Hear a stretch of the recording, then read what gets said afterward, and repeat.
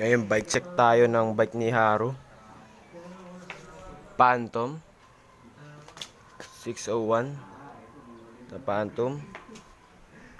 Phantom po lahat. Start po sa taas. Saddle is Phantom. Seat post is Phantom. Tapos quick release po ang clamp niya dito. Po ay naka-handlebar na Phantom 800mm na may rise po. Stem niya po. Grips niya po is medyo malambot lang. Malambot lang grips. Non-series na Shimano na hydraulic blade po ang gamit niya. Rotors niya po ay 100mm. At may lockout na po. Lockout na. Rotors niya may lockout na. Black ang stanchion. Nakangas nga tingnan pag black eh. Black ang stanchion 100mm. Stock lang ang fork niya na Phantom. Phantom lang yan. Rotors niya 160. Calipers niya is Shimano pa rin. Hydraulic. Ito po ay 1x.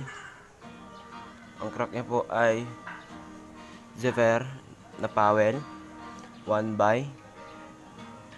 Taka, ilang teeth ba to? Hindi ko alam ang teeth to. Yan teeth yan, hindi ko alam. Ito po ang likod niya ay 1x9 na Altus. Shifter niya po ay Altus. Naka 1x po na Altus. Altus po gamit na shifter. Isa po dito, isa dito. Push dito sa likod. Altus. Altus po.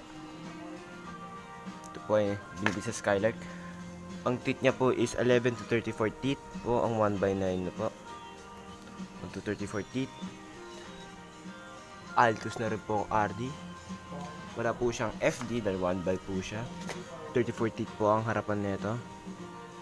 Sabi lang po, swak na po to. Price niya po is 11K sa Skylark.